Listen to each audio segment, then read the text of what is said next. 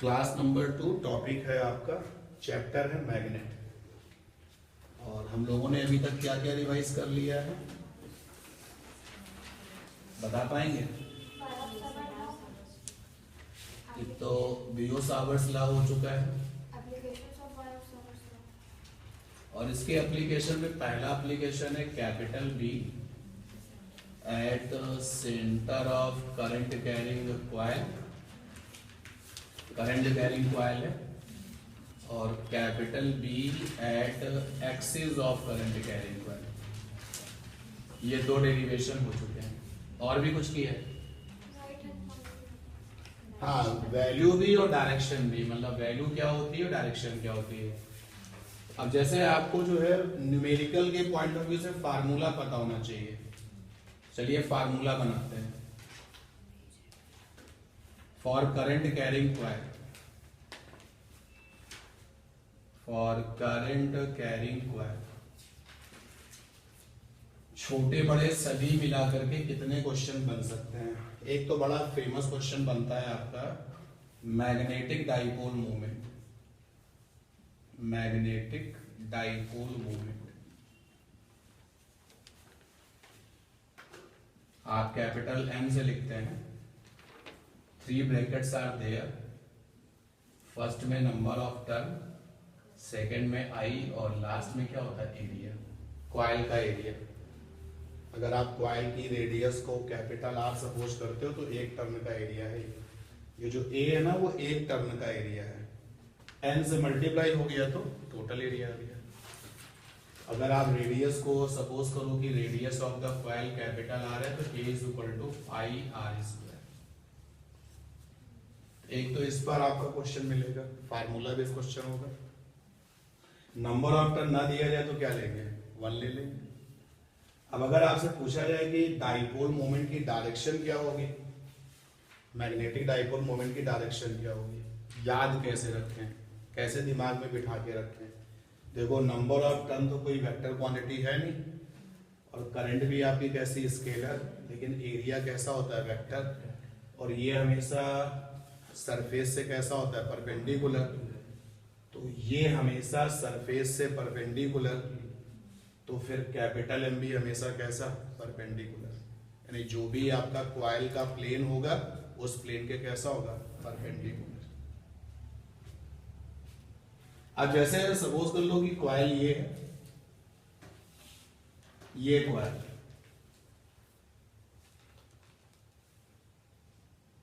तो परपेंडिकुलर ऊपर की तरफ या नीचे की तरफ? कैसे? एक परपेंडिकुलरली है, एरिया वेक्टर या तो सरफेस के परपेंडिकुलर अप होगा, ऐसे होगा, और या फिर नीचे की तरफ होगा। तो कैपिटल M कैसा करेंगे? किस तरीके से? जो डायरेक्शन ऑफ कैपिटल B है ना, जो डायरेक्शन ऑफ कैपिटल B है उसी की डायरेक्शन में, क्योंकि डायरेक्शन B निकालने का तरीका आपको बता रखा है। तो जो डायरेक्शन कैपिटल B की है वही डायरेक्शन किसकी है? कैपिटल M की भी है। क्या बताया था? अपनी फिंगर्स को करंट के साथ फोल्ड कर दो। तो अगर ये करंट फ्लो कर रही है तो curl the fingers along the current, तो थंब क्या होता है? डायरेक्शन ऑफ कैपिटल B को रिप्रेजेंट करता है। तो यही जो डायरेक्शन ऑफ कैपिटल B होगा वही डायरेक्शन ऑफ कैपिटल M भी होगा। तो एक तो फार्मूला ये मिला है जो कि न्यूमेरिकल के लिए सीधे सीधे यूजफुल है। सेकेंड नंबर पर फार्मूला मिला है कैपिटल B एट सेंटर, और अगर हम लोग सेंटर को O से लिखें तो फार्मूला मिला है फर्स्ट ब्रैकेट में म्यू नॉट अपॉन 4 पाई, सेकेंड ब्रैकेट में I upon radius, third bracket में कैपिटल M, और लास्ट में क्या है? 2 पाई। ठीक। और थर्ड B एट एक्सिस पर जो रिजल्ट आया, B एट एक्सिस, कॉइल की एक्सिस पे जो मैग्नेटिक फील्ड आई है उसमें फार्मूला मिला है क्या? एनीवन? बिना कॉपी देखे बोर्ड पर देखो और बताओ, गलत और सही की चिंता मत करो। म्यू नॉट अपॉन 4 पाई। हाँ, क्योंकि फार्मूला नहीं याद होगा तो फिर क्वेश्चन न्यूमेरिकल नहीं कर पाओगे। हाँ, two capital M upon r cube, small r cube, two capital M upon, इस फॉर्म में तो फंस जाओगे आप, capital R square plus x square whole power 3/2। ये स्मॉल आर क्यूब में तो फंस जाओगे ना, क्योंकि कैपिटल R जो है वेल नोन है, कॉइल का रेडियस है, और x जो है सेंटर से एक्सिस पर जो डिस्टेंस थी। अगर हम एक डायग्राम बना लें, ये हमारे पास में कॉइल है n टर्न वाली, ये इसका सेंटर है, और ये जाने वाली लाइन एक्सिस हो गई। यहां पर मुझे b चाहिए, तो जिस जगह पर आपको एक्सिस पर b चाहिए, सेंटर से वो डिस्टेंस है x है। मैं आपसे ये पूछ रहा हूं कि सेंटर पर जो b आपने निकाला है, b एट सेंटर यानी कि o, और b एट एक्सिस, तो आज की क्लास में बताया जा रहा है, ये आंसर आता है 1 plus x square by r square whole power 3/2 इस टू 1। ये कह रहे हो ना,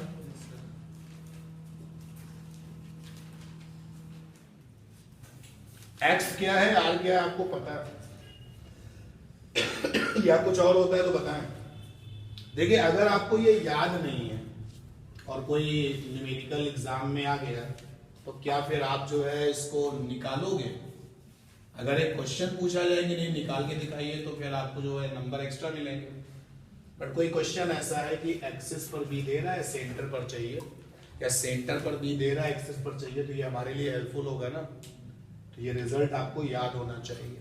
कैसे आया है रफली मैं निकाल के दिखा देता हूं, देखो कैसे आया है। सेंटर वाला बी यानी पॉइंट नंबर 2, और एक्सिस वाला बी यानी पॉइंट नंबर 3। सेंटर वाले बी में 4 ब्रैकेट है, म्यू नॉट अपॉन 4 पाई है, आई बाई रेडियस है, 2 पाई है, साथ में कैपिटल है। एक्सिस वाले बी में म्यू नॉट अपॉन 4 पाई है, और 2 कैपिटल M है, और अपॉन में है r square plus x square whole power 3/2। Cut करिए, ये कट हो गया। अब देखिए, सेंटर वाला भी और एक्सिस वाला भी,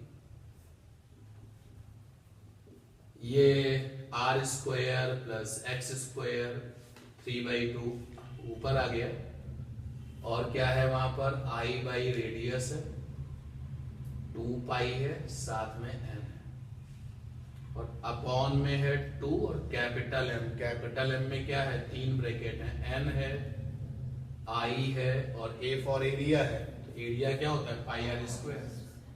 और थोड़ा सिंप्लीफाई करो, जो लोग कट हो रहे हैं कट करिए, जो बच रहे हैं बचाइए। 2 से 2 कट हो गया,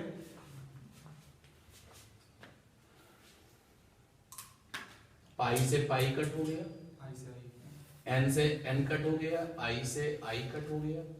सही है ना? क्या रह गया? ऊपर तो है आर स्क्वायर एक्स स्क्वायर और होल पावर 3/2, और अपॉन में क्या है, आर की पावर 3। देखो आर स्क्वायर ये एक आ रही है, अगर आप ऊपर से आर स्क्वायर कॉमन ले लें, तो जब आप आर स्क्वायर कॉमन लेंगे तो ऊपर होल पावर 3/2 लगा हुआ है, अंदर क्या रह जाएगा, 1 plus x square by r square whole power 3/2, और नीचे आर की पावर 3।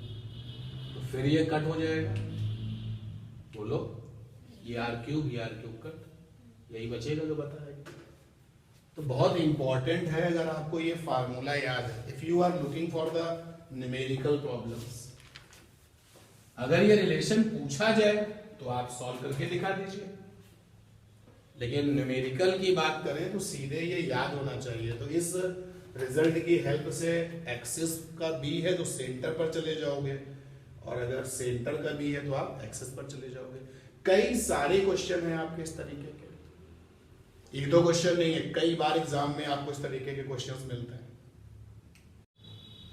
ठीक है, अब जैसे कई बार इस तरीके का क्वेश्चन आपको मिलता है कि वो डिस्टेंस पता लगाइए जहां पर एक्सिस ऑफ द कॉइल पर जो मैग्नेटिक फील्ड है वो सेंटर की मैग्नेटिक फील्ड की जस्ट 1/8 टाइम्स है। देखिए इस क्वेश्चन को पूछा गया, find distance from centre of coil, from centre of current carrying coil, current carrying coil जिसका कि रेडियस क्वेश्चन में स्मॉल है, जहां where magnetic field is 1/8 times of magnetic field at centre. तो इस क्वेश्चन में सेंटर वाली मैग्नेटिक फील्ड और एक्सिस वाली मैग्नेटिक फील्ड दोनों के बारे में बात हो रही है और मुझे वो डिस्टेंस चाहिए यानी एक्स चाहिए। तो ये ऊपर वाला रिजल्ट आपकी हेल्प करेगा। आप देखिए ऊपर वाले रिजल्ट से आपको पता चल पा रहा है कि बी सेंटर पर इज इक्वल टू है 1 + x² r² whole by 3/2। B कहां पर? एक्सिस पर। और क्वेश्चन की इस लाइन को देखिए कि एक्सिस पर जो मैग्नेटिक फील्ड है वो सेंटर पर जो फील्ड थी उसके कितने टाइम्स है? 1/8 टाइम्स है। यानी कि क्वेश्चन के अकॉर्डिंग अगर हम देखें तो हमसे ये कहा जा रहा है कि ये जो बी एक्सेस है वो सेंटर का जस्ट कितना है? 1/8 टाइम्स, यानी b0/8।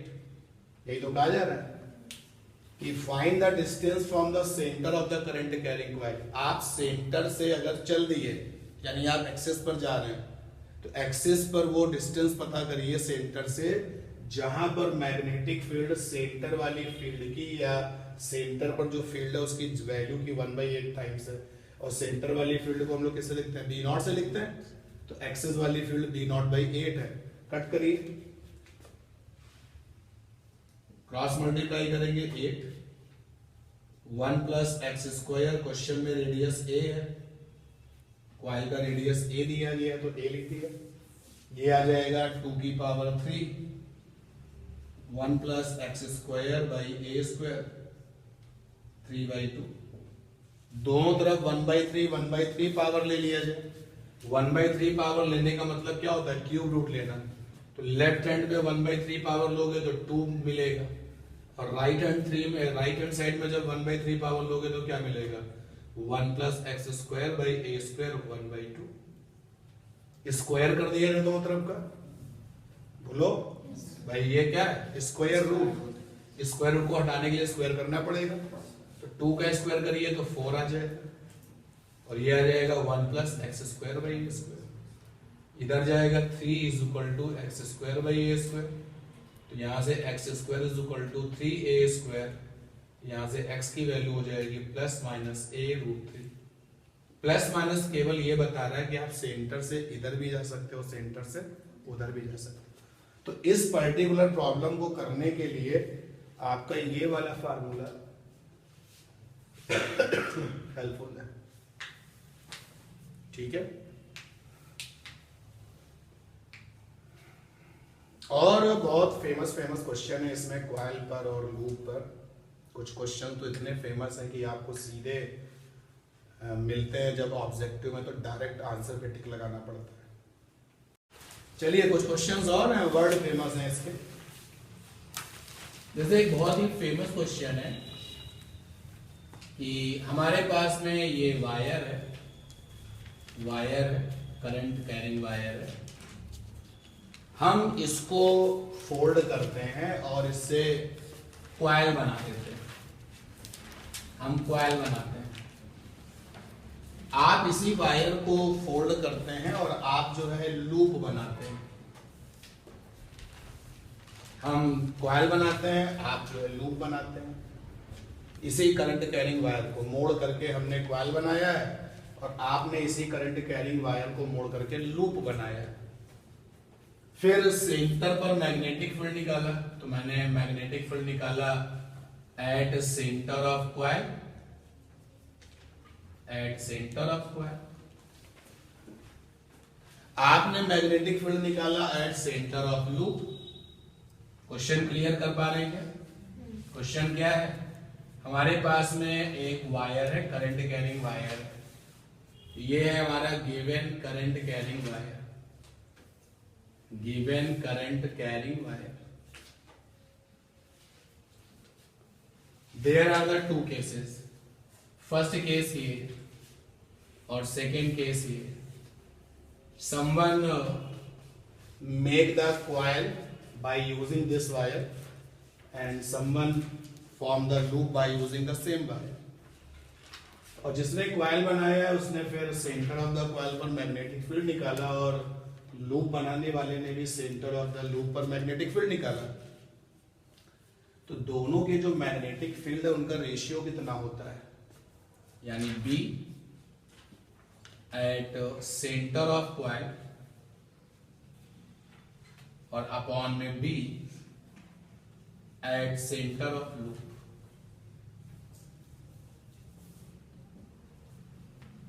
रिवीजन चल रहा है, दैट इज भाई पहले कर चुके हैं ना, किसी को याद है भाई? यूजिंग योर नोट्स 1/n², ये तो रटने की लिमिट होती है भाई। आप देखेंगे तो ये n²/1 है।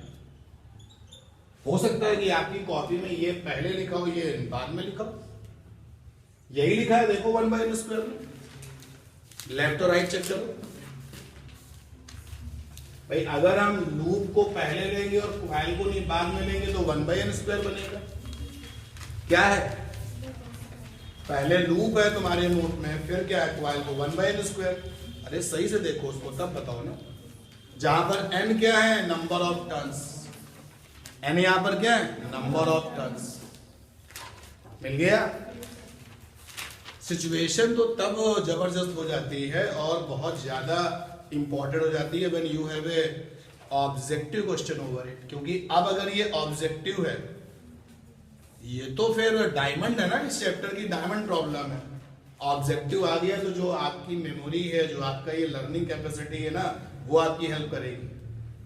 क्योंकि अगर आप इस क्वेश्चन का ऑब्जेक्टिव देखते हो, स्पेशली सीबीएसई में, तो जो है केवल ऑप्शन पे ही आपको फोकस करना पड़ता है, एक्सप्लेनेशन नहीं भी देते तो भी मार्क्स मिलते हैं। तो आप सोचो कि अगर किसी को याद नहीं है तो वो एक नंबर के लिए कितना लड़ेगा। किया है ना? और यही आंसर है, जहां पर n जो है वो number of turns, n number of turns. अच्छा, अगर ये क्वेश्चन ऑब्जेक्टिव में डाला नहीं गया तो फिर इस क्वेश्चन की जो वैल्यू है ये 3 to 5 मार्क्स इसकी वैल्यू है। फिर ये आपका 5 मार्क्स से लेकर के 3 मार्क्स तक का क्वेश्चन ये सेट हो जाएगा। तो कर लेते हैं, देखिए कैसे। पहले केस में हमने कॉइल बनाया, तो केस नंबर फर्स्ट कि लेट जो कॉइल हमने बनाया, तो radius of coil is small a, और ये जो वायर है ना इसकी लेंथ L है। ये जो वायर हमको गिवन है उसकी लेंथ L है। तो जब आपने इसको मोड़ करके a रेडियस का कॉइल बना लिया तो क्या L बराबर n इंटू 2πa हो जाएगा। देखो एक फेरे का यानी एक टर्न की लेंथ कितनी होगी? 2πa। और कितने टर्न है तुम्हारी कॉइल में? n। n टर्न की लेंथ कितनी हो जाएगी? n into 2πa। एक्चुअली जो आपने वायर यूज किया वो कितनी लेंथ का? L। तो L की value n into 2πa। Done. तो यहां से आपका जो a फॉर रेडियस है वो हो जाएगा L/2πn। ठीक। केस नंबर 2, जिसने लूप बनाया, केस नंबर 2, मान लेते हैं जिसने लूप बनाया उसने रेडियस b रखी है, तो let radius of loop is b। तो यहां पर उसी L लेंथ के वायर से आपने जो है लूप बनाया, तो L बराबर क्या हो जाएगा? 2πb। लूप में केवल एक ही टर्न होता है ना, तो यहां से b इज इक्वल टू क्या हो जाएगा? L/2π। अब दोनों लोगों को सेंटर पर फार्मूला लिखने दो। कॉइल के सेंटर पर मैग्नेटिक फील्ड, पहले ब्रैकेट में μ0/4π सेकेंड ब्रैकेट में आई बाई रेडियस, ए रेडियस है, नेक्स्ट वाले ब्रैकेट में 2 पाई और फिर लास्ट वाले ब्रैकेट में नंबर ऑफ टर्न्स एन आ गया। यहां पर आप देखिए सेंटर पर जब आप मैग्नेटिक फील्ड लिखेंगे इसके लूप के सेंटर पर, तो म्यू नॉट अपॉन 4 पाई तो वही रहने वाला है, क्योंकि वायर में करंट आई है तो आई तो दोनों में वही रहेगी, लेकिन रेडियस यहाँ पे क्या है, बी है, और 2 पाई एन यहाँ पे क्या होगा। ठीक है, दोनों को डिवाइड कर लीजिए। जब आप इन दोनों को डिवाइड करेंगे तो देखिए क्या आएगा, बी क्वाइल का अपॉन में बी लूप का। जो म्यू नॉट अपॉन 4 पाई, म्यू नॉट अपॉन 4 पाई दोनों में कॉमन है वो तो कट जाएगा, बोलो। डिवाइड करने में आई आई से कट जाएगा, इधर आ जाएगा b बाई ए। जब डिवाइड करेंगे तो आएगा b बाई ए, और 2 पाई से 2 पाई ये n आ जाएगा। चेक करो, सही। देखो डिवाइड करने से यही आ जाएगा। रफली आप चाहो तो करके भी देख सकते हो, और नहीं तो जो आपके पास में नोट्स है उसको जरा देख लो, उसमें सारा सॉल्व किया गया। रफली करके देखो तो ज्यादा बेटर है। कैलकुलेशन पार्ट तो हमेशा गो फॉर द प्रैक्टिस ना, है ना ये। चलिए, अब बी क्वाइल के सेंटर पर और बी लूप के सेंटर पर, बी बाई ए, तो बी माने रेडियस, तो रेडियस है एल बाई 2 पाई, और ए माने रेडियस तो एल बाई 2 पाई एन,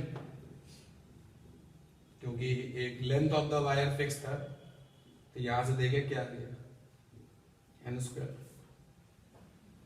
ठीक है,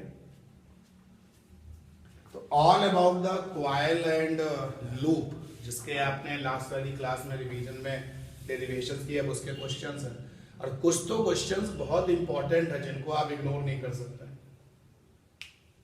ठीक है, इसी तरीके का एक क्वेश्चन और होता था, याद आ रहा है कुछ, जिसमें रिजल्ट आता था 1:1।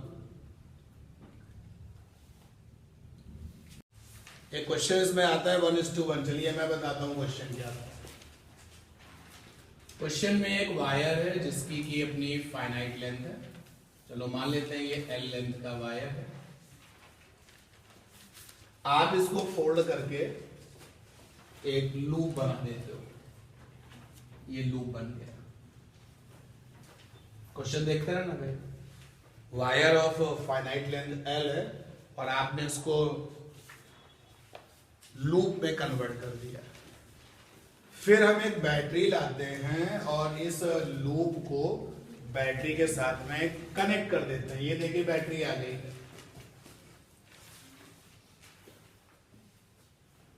तो मैंने बैटरी का एक पॉइंट इससे कनेक्ट किया और एक पॉइंट इससे कनेक्ट किया। जब हमने कनेक्शन बना दिया तो देखा कि एक पोर्शन जो लूप का है वो छोटी लेंथ का है और एक पोर्शन कैसा है, बड़ी लेंथ का है। ये हो गया अनसिमेट्रिकल केस। ठीक है, तो फिर जब बैटरी को ऑन करोगे तो करंट आएगी, ये करंट आई। ध्यान देना, क्वेश्चन समझते रहना, ये करंट है। अच्छा, यहां से करंट का क्या होगा, डिस्ट्रीब्यूशन हो गया। करंट यहां गई और करंट यहां गई। जो बड़ा वाला ये पोर्शन है, बड़ी लेंथ वाला, इसने सेंटर पर मैग्नेटिक फील्ड बनाई V1, और जो छोटा वाला करंट कैरिंग है उसने सेंटर पर मैग्नेटिक फील्ड डेवलप करी V2। तो रहता है कि V1 और V2 का रेशियो क्या होगा, आंसर आता है 1:1। याद आया, कॉपी में तो क्वेश्चन होगा ही। V1 जो है मैग्नेटिक फील्ड है at the centre due to the बड़ा वाला लेंथ, और V2 है magnetic field at centre due to छोटा वाला लेंथ। तो V1 और V2 का जो रेशियो है वो कितना आता था, 1:1। तो V1 बराबर क्या रहता था, V2। और सेंटर पे अगर V1 और V2 की जो डायरेक्शन है वो होती थी अपोजिट, जैसे इस सिचुएशन के अकॉर्डिंग देखें तो V1 कैसा होगा, अंदर की तरफ, और V2 कैसा होगा, बाहर की तरफ, और दोनों का रेशियो 1:1 आएगा। अभी मैं फिर एक बार करके दिखाता हूं, तो नेट वैल्यू कितनी आ जाएगी, 0। चलिए सॉल्व करते हैं इसको। जो ये आपका बिग लेंथ पोर्शन जो है, बिग लेंथ पोर्शन, मान लेते हैं उसमें I1 करंट है, I1 करंट। बड़ी लेंथ है, उसका जो रेजिस्टेंस है, वो R1 है, जो बड़ी लेंथ है, R1 ओम। और ये जो आपने बना रखा है लूप, इसका रेडियस जो है वो सपोज कर लेते हैं स्मॉल r रेडियस है। तो जब हम किसी लूप के सेंटर पर B निकालते हैं तो फार्मूला हमारे पास है, और जब हम उसका सेक्टर पार्ट लेते हैं तो फार्मूला क्या था, B1 को देखो लिखना है भाई, जब सेक्टर होता था तो फार्मूला क्या था, फर्स्ट ब्रैकेट में μ0/4 पाई, सेकेंड ब्रैकेट में I बाई रेडियस, और थर्ड ब्रैकेट में क्या होता था, थीटा। तो मान लेते हैं सपोज दैट ये जो बड़ी वाली लेंथ है ना, ये जो बड़ी लेंथ है, ये देखिए मैंने वहां पे मार्किंग कर दी है, ये बड़ी लेंथ है। तो सपोज दैट ये जो बड़ी वाली लेंथ है, ये सेंटर पर कितना एंगल बनाती है। अगर हम ये कहें कि छोटी वाली लेंथ सेंटर पर अल्फा बनाती है, तो बड़ी वाली लेंथ कितना बनाती है, 2 पाई माइनस अल्फा, और रेडियस r हो गई है, और करंट I। ठीक है, ये जो छोटी वाली लेंथ है, ये छोटी वाली लेंथ, ये सब प्रैक्टिस के क्वेश्चंस हैं। वो एग्जाम जो केवल एक ही बार आपको देना है, अपने 12th का एग्जाम, कोई बार बार तो देना नहीं उसको। तो उसके लिए ये जो आपके डायमंड प्रॉब्लम्स हैं, उनकी तैयारी तो करके जाना ही पड़ेगा आपको। अब हम चलते हैं स्मॉल पोर्शन की बात करते हैं, जो स्मॉल लेंथ पोर्शन है, स्मॉल लेंथ पोर्शन। ये सेंटर पर जो मैग्नेटिक फील्ड बना रहा है V2 है, मान लेते हैं करंट I2 है, और जो रेजिस्टेंस है इस छोटी सी लेंथ का, स्मॉल जो लेंथ है, वो R2 ओम है। तो सेंटर पर V2 की वैल्यू लिख दो, कितना आ जाएगा, μ0/4 पाई। एक बार फिर से सेक्टर फार्मूला चलेगा, करंट I2 है, आपने I2 सपोज किया है, और रेडियस आपने माना हुआ है कि इसकी स्मॉल r है, और कितना एंगल सेंटर पे बना रहा है, सेक्टर अल्फा। दोनों का रेशियो ले लो, जब दोनों का रेशियो लोगे तो B1/B2,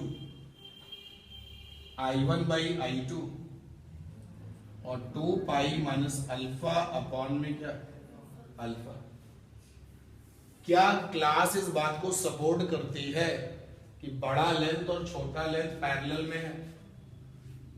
भैया ये बैटरी के दोनों टर्मिनल्स हैं, इन दोनों टर्मिनल्स के अक्रॉस में बड़ी लेंथ भी है, और इन्हीं दोनों टर्मिनल्स के अक्रॉस में क्या है, छोटी लेंथ भी है। ये दोनों लोग किसमें है, पैरेलल में है। तो अगर हम potential difference capital V suppose कर लें कि भाई यहां पर जो पोटेंशियल डिफरेंस है वो कैपिटल V है, तो भाई पैरेलल में जो पोटेंशियल डिफरेंस होता है वो सेम होगा, और V इज इक्वल टू होता है IR ओम्स लॉ से। समझ पा रहे हैं ना? तो आगे बढ़ते हैं भाई, V1/V2, तो I1 को ब्रेक करोगे तो आएगा V1/R1, I is equal to V/R से, और I2 को ब्रेक करोगे तो V/R2, और 2 पाई माइनस अल्फा अपॉन में अल्फा। ठीक है, दोनों पैरेलल है, और पैरेलल में पोटेंशियल क्या रहता है, सेम। तो इफ वी कंसीडर कि बैटरी ने इन किनारों पर V पोटेंशियल डेवलप किया है, तो वही V potential for the big length होगा, and the same potential will be for the small length. Clear? यहां से आ गया B1/B2 is equal to R2 upon R1, और यहां से 2 पाई माइनस अल्फा अपॉन में अल्फा। ओके, बस आंसर आने वाला है। अब रेजिस्टेंस की बात करते हैं, B1 बाई B2। रेजिस्टेंस का फार्मूला होता है resistance is equal to rho L by a for area, cross section area, और L क्या होता है, लेंथ। ठीक है, तो देखो भाई R1 को ब्रेक करता हूं। R1 रो माने रेजिस्टिविटी। इफ यू कंसीडर कि ये वायर एल्यूमिनियम का है तो ऊपर वाला पोर्शन भी एल्यूमिनियम, नीचे भी एल्यूमिनियम, तो रो तो सेम रहेगा। R1 को ब्रेक किया रो, और L माने लेंथ। तो ये जो छोटा वाला हिस्सा है ये, इसकी लेंथ कितनी होगी, इसकी लेंथ होगी R अल्फा, और क्रॉस सेक्शन एरिया कैपिटल है। जब आप वायर को मोड़ोगे, जैसे आप ये सपोज कर लो कि ये वायर आपका ये पेन है, ये पेन वायर है, इसका ये क्रॉस सेक्शन एरिया है ना। जब आप इसको फोल्ड करके बना डालोगे लूप फॉर्म में, तो ऊपर वाले हिस्से का जो क्रॉस सेक्शन एरिया होगा, जो नीचे वाले हिस्से का जो क्रॉस सेक्शन एरिया होगा, वो तो सेम होगा ना। बोलो भाई, ये जो क्रॉस सेक्शन एरिया है, ये क्रॉस सेक्शन एरिया का मतलब यहाँ पे थिकनेस समझो, मोटाई समझो। तो जब आप किसी वायर को फोल्ड करके लूप बना दोगे, तो जो ऊपर वाला हिस्सा है उसमें जो थिकनेस है, जो नीचे वाला हिस्सा है उसमें जो थिकनेस है, वो तो सेम होगा ना। तो वो एरिया जो है वो कैपिटल है। और ये लेंथ कैसे हमने निकाल ली, तो देखो एंगल इज इक्वल टू होता है आर्क लेंथ और अपॉन में क्या, रेडियस। तो भाई छोटे वाले हिस्से ने एंगल अल्फा बनाया है, आर्क लेंथ कितनी है वही तो चाहिए, वही तो उस वायर की लेंथ हो जाएगी, और रेडियस क्या है, small, and that is y length की जगह पे आर अल्फा। डन। R2 को देखो भाई रो, और लेंथ कितनी हो जाएगी, 2 पाई माइनस अल्फा, साथ में R, और क्रॉस सेक्शन एरिया A, और यहां पर आ जाएगा कितना, 2 पाई माइनस अल्फा। R2 क्या था, अच्छा उल्टा हो गया, R1 बड़े वाले का रेजिस्टेंस है ना, तो सही कर लेते हैं इसको। तो यहां पर है 2 पाई माइनस अल्फा अपॉन में अल्फा। R1 जो है वो बड़े वाले का रेजिस्टेंस है, तो फार्मूला लिखा है रो, और बड़े वाले की लेंथ क्या हो जाएगी, 2 पाई माइनस अल्फा, साथ में R, cross section area capital है। ओके, फार्मूला ये लगेगा, बड़े वाले के लिए एंगल कितना है, 2 पाई माइनस अल्फा, और बड़े वाले की लेंथ कितनी है वही तो निकालनी है, तो बड़े वाले की लेंथ ये आ जाएगी, और छोटे वाले की लेंथ, छोटे वाले का रेजिस्टेंस R2 है, तो रो, और लेंथ हो जाएगी अल्फा, साथ में स्मॉल r कैपिटल है। आ गया 1:2, सब कुछ कैंसिल हो गया। आप देख सकते हैं V1 बाई V2 कितना आ गया, 1:1। डायरेक्शन में कैसा है, अपोजिट, तो नेट फील्ड कितनी होगी, 0। इसका मतलब अगर आप चुंबक वाली सुई, इसका मतलब अगर आप जो है मैग्नेटिक नीडल को यहां रखेंगे तो कोई मैग्नेटिक फील्ड है ही नहीं, तो क्या वो कोई रिस्पॉन्स करेगी, कोई रिस्पॉन्स नहीं करेगी। ठीक है,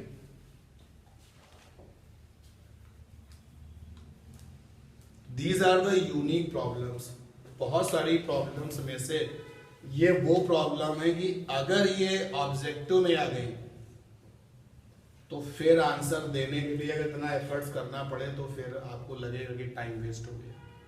तो इनको तैयार करके चलिए। और ऐसा ही होता है कि जो बहुत फेमस प्रॉब्लम्स होती हैं ना, जिनको आपने कई बार सॉल्व किया हुआ है, टाइम भी लगा है आपको सॉल्व करने पर, वही ऑब्जेक्टिव में आ जाती है। अगर आपको तैयार है तो आपने सीधे ऑप्शन पे टिक लगाया। एक फायदा ये होता है कि सीधे ऑप्शन पे टिक लगाया, नंबर मिल गए। अगर तैयार नहीं है तो उसी एक नंबर के लिए पूरी क्या करो, कैलकुलेशन कर लो। ठीक है,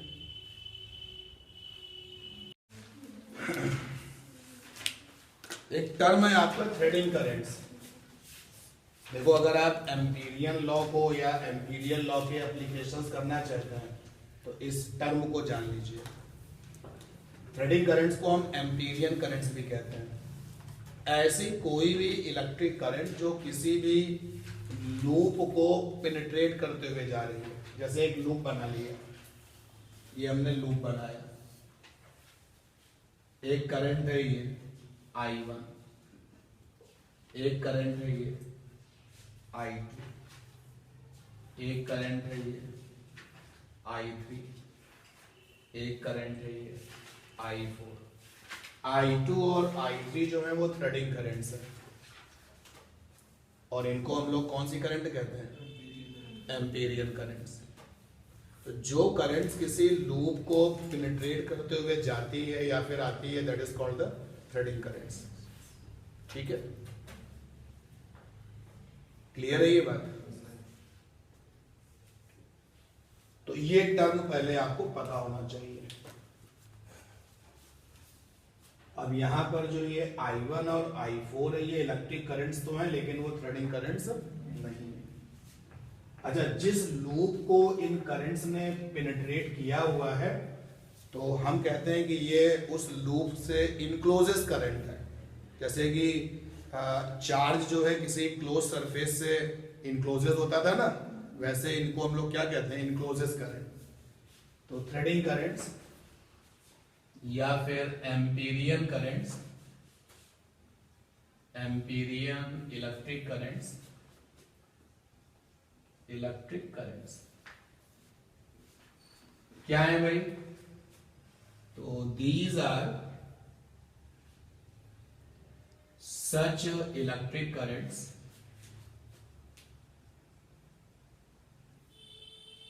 which penetrate given loop, और उस लूप को हम लोग एम्पीरियन लूप कहते हैं। जैसे जो सरफेस चार्ज को अपने अंदर इनक्लोज करती थी उसको हम लोग क्या कहते थे? Gaussian surface. ऐसे जिस लूप के साथ में ये करंट्स आपकी पेनिट्रेट हो रही है उनको हम लोग क्या कहते हैं? Empyrean loop. ये आपका पहले टर्म पहले क्लियर कर लीजिए। ठीक है, अब सपोज कर लो कि related to the Amperian loop कुछ करंट्स जो हैं पेनिट्रेट करते हुए ऊपर जा रही हैं और कुछ कैसे जा रही हैं? नीचे जा रही हैं। तो वहां पे आप साइन लगा दो। जैसे ऊपर वालों के लिए आपने प्लस लिया तो नीचे वालों के लिए क्या ले लिया? माइनस ले लिया। ठीक है, एक ऑर्डिनरी ये साइन कन्वेंशन आप लगा सकते हो।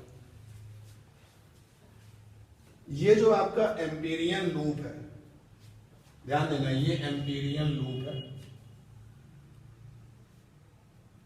ये एम्पीरियन लूप है, ये आपका एम्पीरियन लूप है।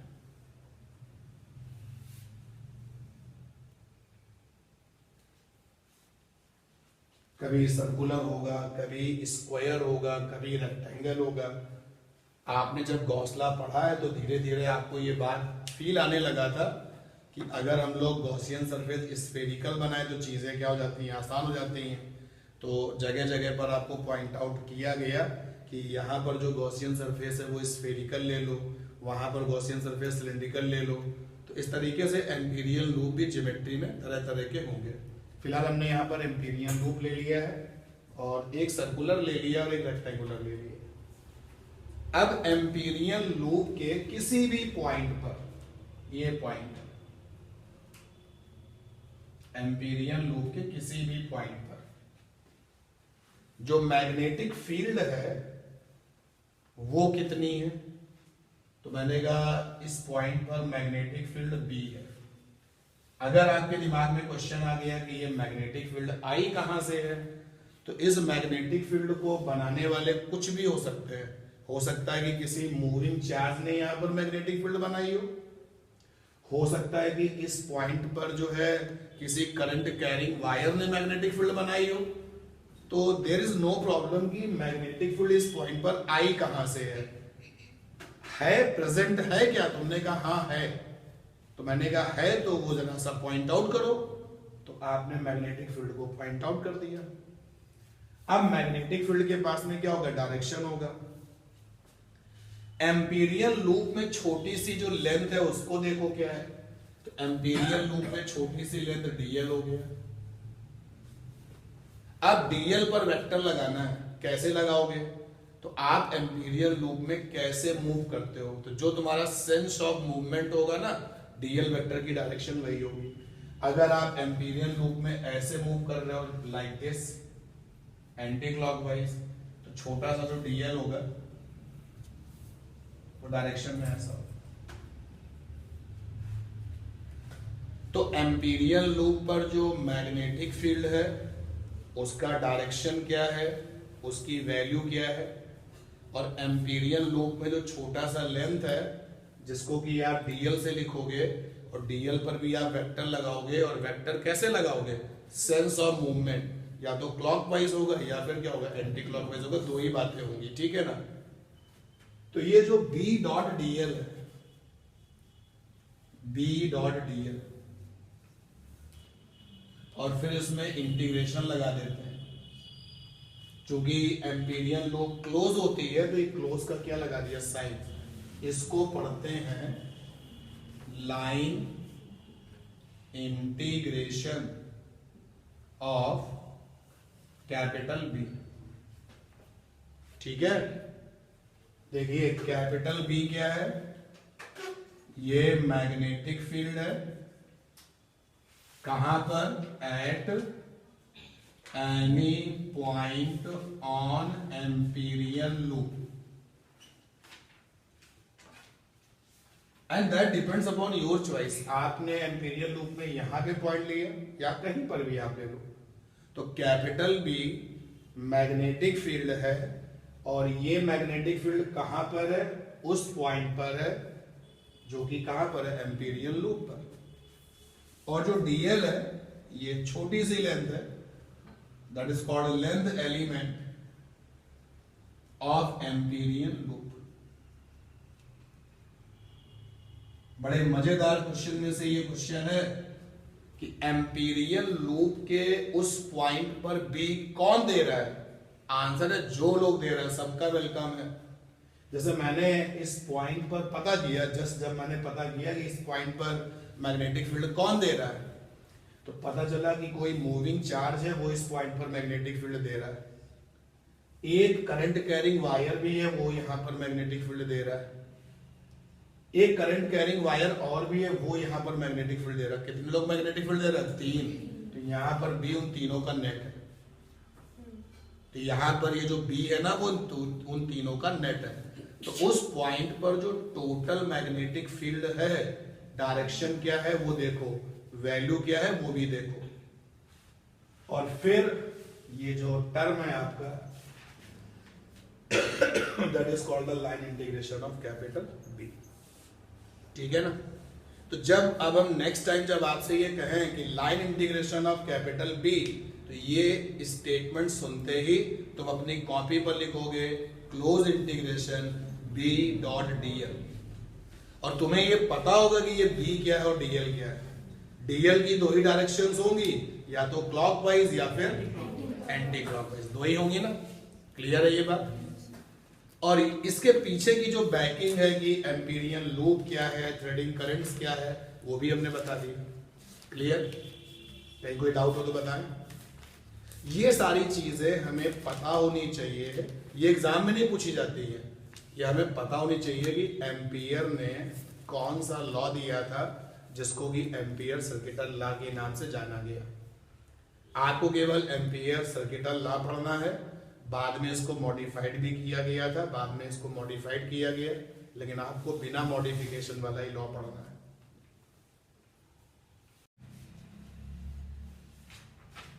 तो अब ये सारे टर्म्स जान लेने के बाद ये आसान हो जाता है।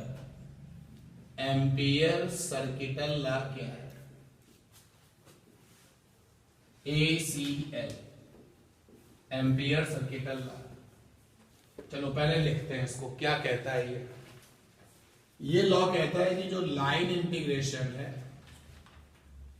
Line integration of magnetic field intensity, इस पूरी बात को अगर हम लोग मैथमेटिकली लिखें तो क्या मतलब है, means integration B dot dl. और हम जान चुके हैं कि बी क्या है, डीएल क्या है, एग्जाम में वो सब बताना नहीं है, तुम्हें अब पता है वो चीज। तो line integration of magnetic field intensity is equal to mu naught times of total electric currents encloses by empyrean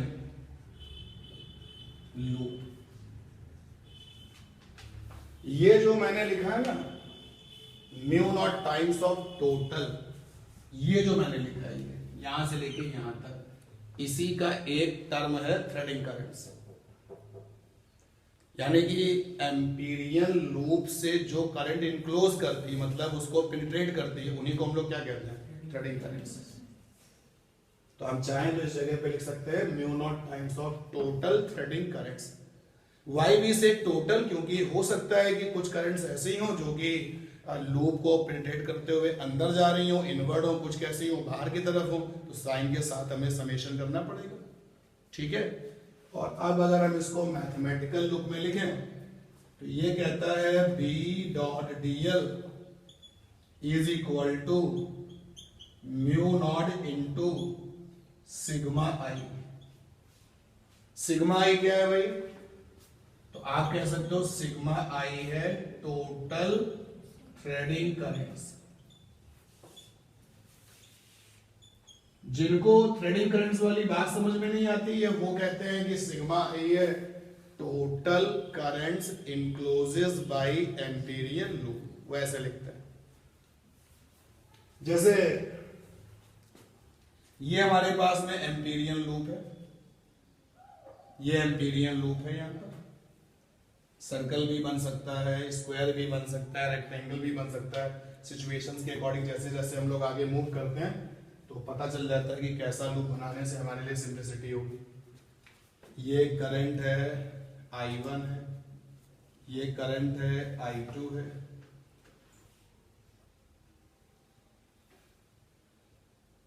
ये करंट I3 है, ये करंट I4 है, ये I5 है, ये I6 है, I7 देखिए, और ये रेड पेन से एम्पीरियन लूप है। तो सिग्मा आई का क्या मतलब है, ध्यान देना, सिग्मा आई, तो सिग्मा आई का मतलब यहां पर है एलजेब्रिकल, यानी साइन के साथ जोड़ना है, एलजेब्रिकल समेशन, या चलिए लिखता हूं पूरी बात, एलजेब्रिकल सिग्मा आई का जो मीनिंग है यहां पर, दैट इज एलजेब्रिकल समेशन ऑफ केवल थ्रेडिंग करंट्स। तो कौन कौन से हैं, I5, I7 और I4। अभी आप क्योंकि बोर्ड एग्जाम देने जा रहे हैं तो you can choose the sign according to your choice. आपने अगर ऊपर जाने वालों को प्लस कहा तो नीचे वालों को क्या कहते हो, माइनस। आप वो वाली सोच ट्राई कर सकते हैं, लीविंग वाला प्लस और एंटर वाला माइनस। जो करंट्स अंदर जा रहा है वो माइनस और जो लीव कर रहा है वो प्लस। अदरवाइज इसका भी तरीका होता है। ठीक है। अब देखिए, तो एम्पियर के सर्किटल लॉ में जो राइट हैंड साइड में सिग्मा आई है, ये केवल वो होता है जो उस एम्पीरियल लूप को पेनिट्रेट करते हुए जा रही है। ठीक है ना। लेकिन ये बी क्या है, बी एम्पीरियल लूप पर प्रेजेंट किसी पॉइंट पर मैग्नेटिक फील्ड। जैसे मान लो ये पॉइंट है, तो इस पॉइंट पर बी होगा। वो बी किन लोगों की वजह से होगा, ऑल। यानी ये I1 करंट यहां पर बी बनाएगा ना, I2 करंट भी तो यहां बी बनाएगा, I5 भी बनाएगा, I3 भी बनाएगा। बड़ा इंपॉर्टेंट क्वेश्चन है ये। कहता है कि एम्पियर के सर्किटल लॉ में जो LHS वाला पार्ट है, इस LHS वाले पार्ट में बी क्या होता है, ड्यू टू ऑल। ये बी नेट मैग्नेटिक फील्ड है जो किसने बनाई है, सभी प्रेजेंट लोगों ने। मतलब इस बी में हम इसकी बात नहीं करते हैं कि तुम तो थ्रेडिंग नहीं है तुम्हारा निकलेंगे, ऐसा कुछ नहीं है। तो यहां पर जो मैग्नेटिक फील्ड टोटल है वो इस करंट ने भी जो बनाया है, I7 ने भी जो बनाया है, नहीं I1 से लेकर के I7 तक सारे लोग यहाँ पर बी बनाएंगे। तो यहाँ पर बी जो होता है वो ड्यू टू ऑल प्रेजेंट, जिन लोगों ने भी बी बनाया है उस जगह पर सभी लोगों को शामिल करते हैं। लेकिन एम्पियर सर्किटल लॉ के जो राइट हैंड साइड में जो सिग्मा आई है उसमें हम केवल उन करंट्स को लेते हैं जो कि केवल कैसी हैं, इंथ्रेडिंग करंट्स हैं या फिर इनक्लोजेस बाय द एम्पीरियन लॉ। ठीक है, क्लियर है बात ये? अब जब ये एम्पियर सर्किटल लॉ आ गया, बाद में इसको मॉडिफाइड किया गया था, तो जरा इसकी एप्लीकेशन देखें क्या है। तो एम्पियर सर्किटल लॉ के एप्लीकेशन में पहला एप्लीकेशन है, कैपिटल बी का पता लगाते हैं due to straight current carrying wire. Ampere circuital law हर जगह काम नहीं करता, बहुत सारी सिचुएशंस ऐसी हैं जहां पे वो फेल हो जाता है। अब जैसे यहां पर जो स्ट्रेट करंट कैरिंग वायर है वो इनफाइनाइट लेंथ का है, तो ये हमारे पास में इनफाइनाइट लेंथ का एक स्ट्रेट करंट कैरिंग वायर है।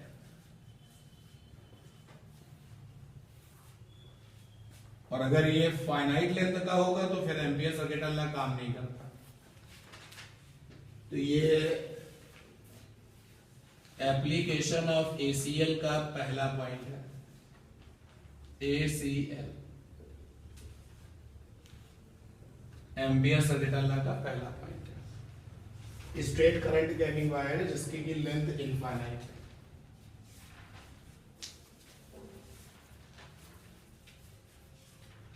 करंट आएगी, देखिए कैसे हम लोग ACL को यहां पे लाएंगे, इंट्रोड्यूस करेंगे। तो इस करंट कैरिंग वायर से कुछ डिस्टेंस पर परपेंडिकुलर डिस्टेंस R है, वायर से डिस्टेंस परपेंडिकुलर, यहां पे मुझे B चाहिए। एक्सपर्ट आपकी सारी बातों को देख रहा है, समझ रहा है, सुन रहा है। उसने कहा जिस जगह पे तुमको B चाहिए, अगर हम किसी तरीके से इस पॉइंट को एम्पीरियन लूप पे ले आए, उसके लिए फिर एम्पीरियन लूप क्या करेंगे, बनानी पड़ेगी। उसने हमें सजेस्ट किया कि डिस्टेंस R है, इसी डिस्टेंस R को रेडियस बनाते हुए एम्पीरियन लूप बना लो। हमने एक्सपर्ट्स को फॉलो किया, बना लिया भाई, देखें क्या वो जो सजेस्ट कर रहे हैं उससे हमारी क्या हेल्प होती है, बना लिया। मैंने अपनी प्रॉब्लम बताई कि मुझे यहां पर B चाहिए, तो एक्सपर्ट्स ने कहा कि जैसा हम बोल रहे हैं वैसा करो, और जैसा वो कह रहा है वैसा हम करें, देखें क्या होने वाला है। उसने कहा ये जो डिस्टेंस R है उसको रेडियस R समझो और एक सर्कल बना दो। हमने बना लिया। जैसे ये सर्कल हमने कंप्लीट किया तो क्या ये एम्पीरियन लूप बन गया, बोलो? और क्या ये करंट उसकी थ्रेडिंग करंट हो गई? क्या ये पॉइंट एम्पीरियल लूप पर प्रेजेंट पॉइंट हो गया? सारी चीजें आ गई। जब सारी चीजें आ गई तो डेफिनेटली अब हमें जो है ACL लगा देना चाहिए। लगा दिया मैंने। ACL क्या कहता है, इंटीग्रेशन B.dl और म्यू नॉट सिग्मा i, यहां पर किया मॉड ऑफ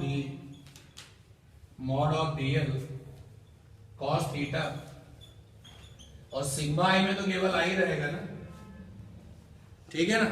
और अभी देखना खुद ही ये जवाब मिल जाएगा कि हम एम्पीरियन लूप सर्कल जैसा ही क्यों बनाए। हम एम्पीरियन लूप किसी भी तरीके का बना सकते हैं, कोई बाउंडेशन तो है नहीं।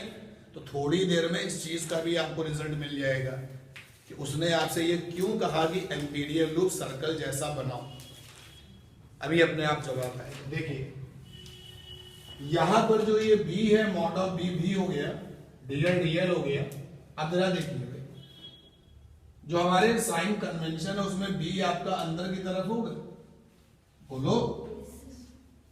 जो आपके पास में है डायरेक्शन निकालने वाला जो फार्मूला है, स्ट्रेट के केस में ये तो पता है ना, थंब को करंट के साथ, फिंगर को उस तरफ जहां पर मैग्नेटिक फील्ड चाहिए, कर्लिंग ऑफ द फिंगर्स, तो डी अंदर की तरफ जाएगा। अब डीएल के पास दो ही चॉइस है, एक तो क्लॉक और दूसरा क्या, तो जनरली हम लोग डीएल को सेंस ऑफ बी में ही चलाते हैं अगर पॉसिबल हुआ।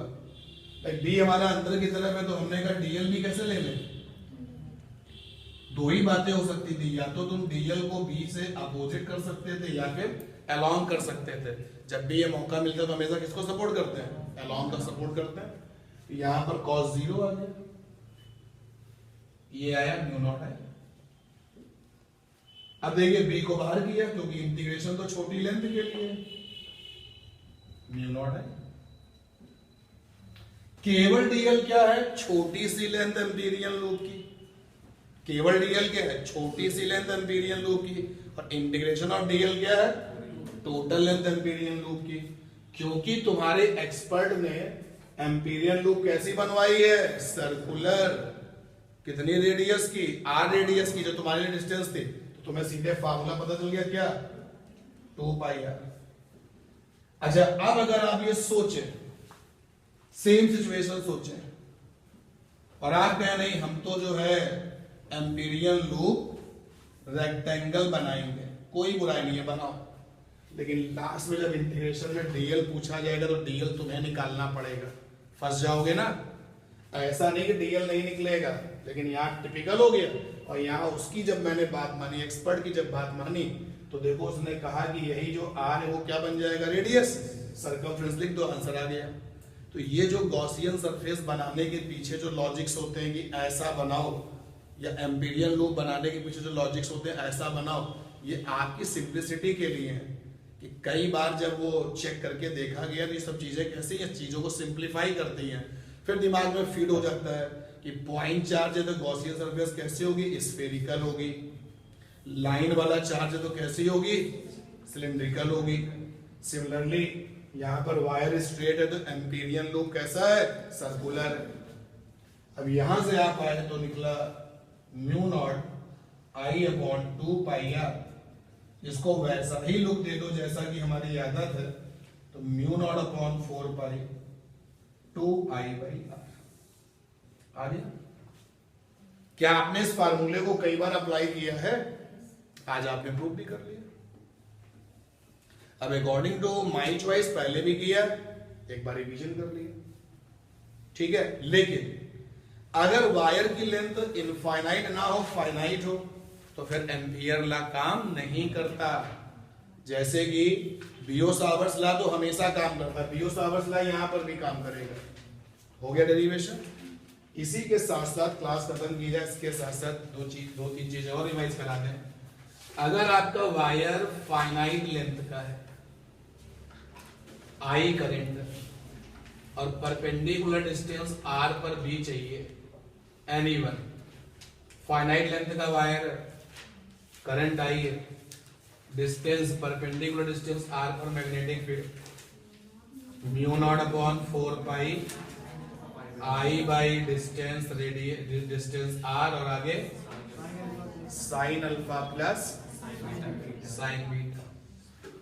जहां पर ये जो आपका एंड पॉइंट है ये इस पर अल्फा बनाता है, तो ये क्या बनाता है, बीटा, ठीक है। अगर फाइनाइट लेंथ तो सीधा वायर अगर है तो कैपिटल बी आ चुका है। डायरेक्शन कैसे निकालते हैं, डायरेक्शन के लिए हम लोग थंब को करंट के साथ, अलोंग करंट, राइट हैंड की बात हो रही है तो राइट हैंड का जो थंब है वो करंट के साथ सेट कर देते हैं, और ऑल फिंगर्स कहां पर, towards observation point, towards observation point. और फिर उसके बाद क्या होता है, curling of fingers, curling of fingers gives capital B. जैसे कि अगर मैंने कहा यहां पर बताओ मैग्नेटिक फील्ड की डायरेक्शन क्या होगी, तो राइट हैंड के थंब को करंट के साथ और सारी फिंगर्स को उस पॉइंट की तरफ जहां पर चाहिए कर्लिंग करो। बाहर की तरफ जा, ठीक है। चलिए मिलते हैं।